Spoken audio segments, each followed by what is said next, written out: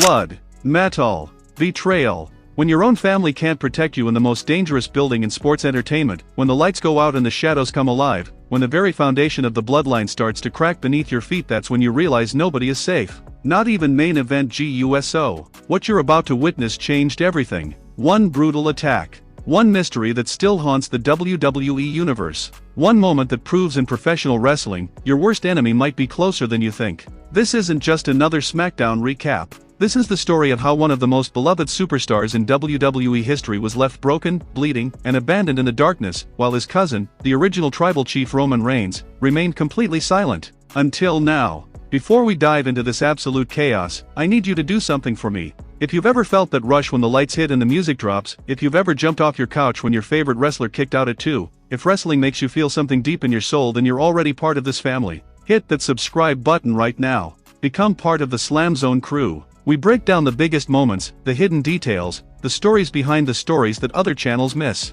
And smash that notification bell, because when WWE drops bombshells like this, you need to know immediately. Trust me, you don't want to miss what's coming next. February 27, 2026. SmackDown. Before the show even starts, before one single fan settles into their seat, before the pyro explodes and the cameras roll live, something sinister unfolds in the backstage area of the arena. You can feel it in the air, that electric tension that only exists when something is about to go terribly, terribly wrong. Jey Uso, main event Jey Uso, is preparing for the biggest match of his recent career, the men's Elimination Chamber match. Picture this: Jey's in his zone, headphones on, bouncing on his toes, visualizing his path to WrestleMania. He's fought through hell to earn this spot. He overcame Bronson Reed just days earlier in a grueling qualifying match, a match where Reed himself suffered a devastating torn bicep. Jey knows the stakes. One night, 6 men, steel pods, unforgiving chain link walls, and a ticket to the main event of WrestleMania on the line. His mind is racing through strategies, thinking about Cody Rhodes, LA Knight, Randy Orton, all the warriors who'll be locked inside that demonic structure with him.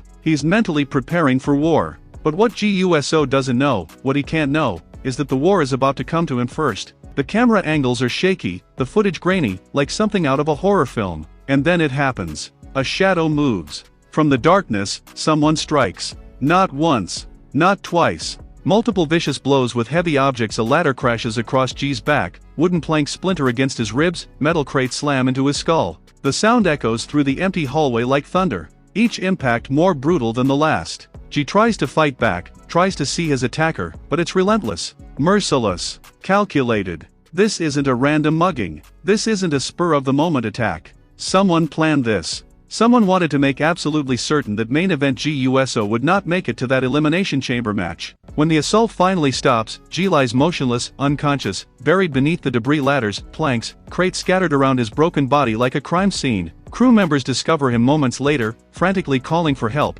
pushing the wreckage off his body. The medical team rushes in, their faces grave, their movements urgent. You can see it in their eyes. This is bad. This is really, really bad. They check his vitals, stabilize his neck, carefully lift him onto the stretcher. Jey's face shows visible bruising near his eye, swelling already beginning to darken his features. Blood streaks his skin. His body limp and unresponsive as they wheel him toward the waiting ambulance. And that's when we see him. Jacob Fatu, Jey's cousin, himself a victim of a similar mysterious backstage attack last October, appears beside the stretcher. The look on Fatu's face tells you everything you need to know. This isn't just concern. This is rage. This is family. This is the bloodline being systematically hunted, picked apart, attacked in the shadows by a phantom who strikes without warning and disappears without a trace. Before the ambulance doors close, Fatu turns to SmackDown general manager Nick Aldis. His voice cuts through the chaos, demanding answers, demanding justice, demanding that anyone find out who's doing this to his family. But Aldis has nothing.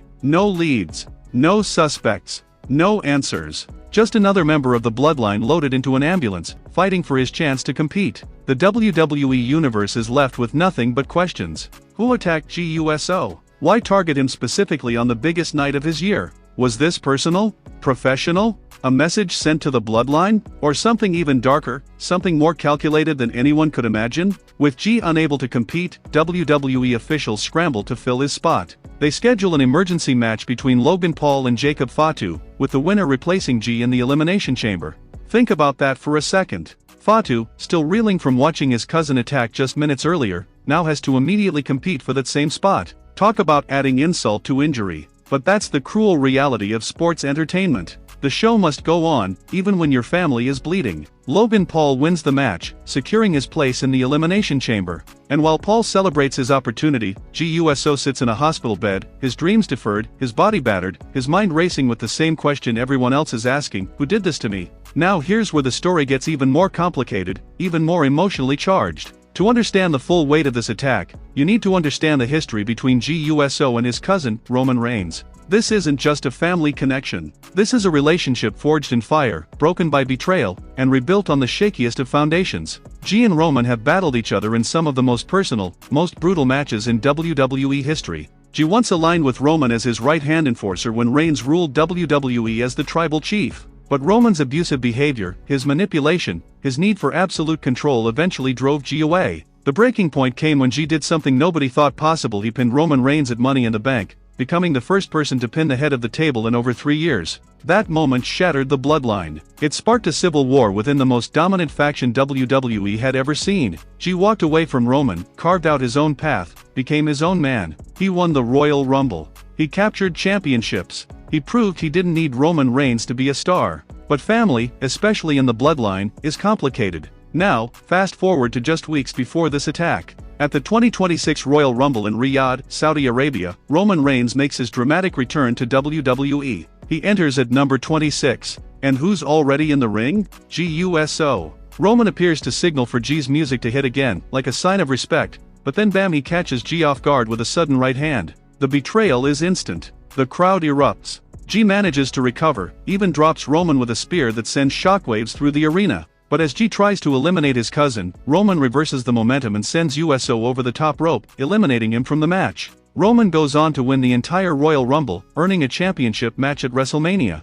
But the victory is controversial. The WWE universe is divided. Some celebrate the return of the tribal chief. Others feel like this is just more bloodline domination, more Roman being pushed to the top while other deserving superstars get shoved aside. The backlash is real, with fans expressing fatigue over bloodline-focused booking and questioning why Roman needed another Rumble win at this stage of his career. And here's what makes this so emotionally devastating: Jey Uso goes on social media after the Rumble and defends his family. He writes that he'll never hate on his own family, that they lift each other up while the whole world tries to keep them down. Even after Roman eliminated him, even after the controversial finish, even with all their complicated history, Jey stands by his cousin. Because that's what the bloodline does. That's what family means to Jey Uso. So when Jey gets brutally attacked just weeks later, when he's left broken and bleeding in a backstage hallway, when his Elimination Chamber dreams are crushed by an unknown assailant, the first question on everyone's mind is, where is Roman Reigns? Where is the original tribal chief? Where is the head of this family when one of his own needs him most? The silence is deafening. Roman doesn't rush to the hospital. He doesn't cut a promo demanding answers. He doesn't vow to hunt down whoever did this to his cousin. He stays quiet. Completely, utterly silent. And that silence speaks volumes. It's the kind of silence that makes you wonder. It's the kind of silence that breeds suspicion. It's the kind of silence that makes the WWE universe start asking uncomfortable questions. Could Roman be involved? Does he know more than he's letting on? Is this connected to their Royal Rumble confrontation? Or is Roman's silence simply the cold calculation of a man who's learned that in the bloodline, sentiment is weakness, and trust is a liability? Meanwhile, Jey posts from his hospital bed, showing cautious optimism despite everything that's happened to him. He's a warrior. He's a fighter. But you can see it in the image: the bruising, the exhaustion, the weight of being targeted, hunted, attacked in the shadows by someone who may never be caught. On the Raw after Elimination Chamber, speculation runs wild. Jimmy Uso believes the Vision, the faction led by Paul Heyman, might be responsible for attacking his brother. He confronts them. He fights them. But Heyman denies any involvement. So if it wasn't the Vision, if it wasn't a rival faction, if it wasn't someone with an obvious grudge, then who? Who benefits from Jey Uso being removed from that Elimination Chamber match? Who gains from keeping one of the bloodline's strongest warriors on the sidelines? These are the questions that keep the WWE universe up at night. These are the mysteries that make this story so compelling, so addictive, so impossible to look away from. Listen, if you're feeling what I'm feeling right now, if this story has you on the edge of your seat needing answers, then you need to be part of the SLAMZONE family. Hit that like button if you think Roman Reigns knows more than he's saying. Drop a comment with your theory about who attacked Jey Uso. I read every single one, and some of you have theories that would blow the doors off WWE creative. And please, share this video with your wrestling friends, your family, anyone who loves this business as much as we do. Because stories like this, mysteries like this, they're They're what make wrestling the greatest form of entertainment on the planet. Let's talk about what this attack represents for WWE moving forward. Jey Uso's assault highlights ongoing security concerns within WWE events and raises serious questions about the safety of performers backstage. If superstars aren't safe in their own locker room, if someone can carry out such a brutal, calculated attack without being caught, without being identified, without leaving a single trace, what does that say about WWE's ability to protect its roster? And here's the thing that makes this even more chilling: this isn't the first time. Jacob Fatu suffered a similar mysterious backstage attack last October. Same pattern, same brutality, same lack of answers. Someone is systematically targeting members of the bloodline, picking them off one by one, and nobody, not security, not management, not even the tribal chief himself, seems able to stop it. The psychological warfare is just as devastating as the physical assault. Jey has to live with the knowledge that his attacker is still out there, still walking the halls, still breathing the same air, still potentially planning the next strike. Every shadow becomes a threat. Every unfamiliar face becomes a suspect. Every quiet hallway becomes a potential ambush. That's the kind of fear that eats at you, that changes you, that makes you question everything and everyone around you. The show did go on. Randy Orton won the men's Elimination Chamber match at the United Center in Chicago, earning his championship opportunity at WrestleMania 42. But for Jey Uso, there was no celebration, no WrestleMania moment, no triumph. Just pain, questions, and the bitter taste of opportunity stolen by a faceless coward. So where does this leave us? What happens next? Roman Reigns is scheduled to face CM Punk for the World Heavyweight Championship at WrestleMania. He's preparing for the biggest match of the year. But can he truly focus on Punk when his own family is under siege? Can he ignore the fact that someone is hunting the bloodline, that his cousins are being attacked, that the foundation he built is crumbling around him? Or maybe, just maybe, Roman already knows exactly who's behind these attacks.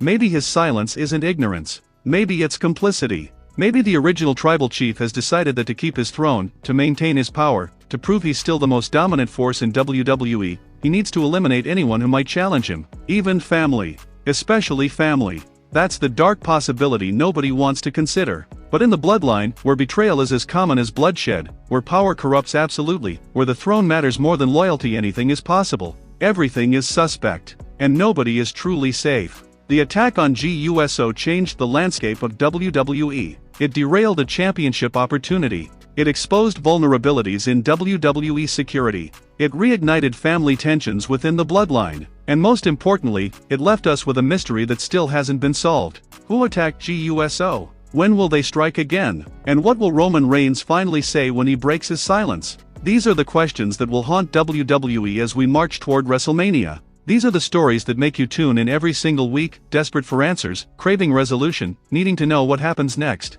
This is why we love professional wrestling. Not just for the matches, but for the drama, the intrigue, the moments that blur the line between reality and fiction until you can't tell where one ends and the other begins. Jey Uso deserved better. He deserved his shot at glory. He deserved to walk into that elimination chamber and prove to the world that he's more than just Roman's cousin, more than just part of the bloodline, more than just another USO. He's main event Jey Uso. And somebody took that from him. But if there's one thing we know about Jey, it's that he's a survivor. He's fought through pain before. He's overcome betrayal before. He stood up to Roman Reigns himself and lived to tell the tale. This attack won't be the end of his story. It's just another chapter. Another obstacle. Another reason to come back stronger, hungrier, more determined than ever. The question is, when Jey Uso returns, when he's healed and ready for revenge, who will be standing across from him? Will it be the coward who attacked him in the darkness? Will it be Roman Reigns, finally forced to answer for his silence? Or will it be someone we never saw coming, someone who's been pulling the strings this entire time? Whatever happens next, you can bet SLAMZONE will be here to break it down, analyze every detail,